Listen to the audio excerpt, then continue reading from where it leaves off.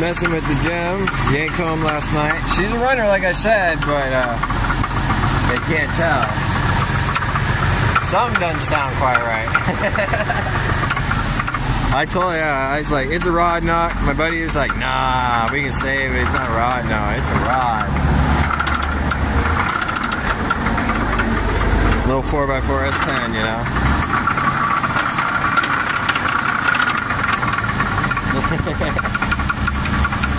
That's why I said, rip it till that rod, throw it, you know.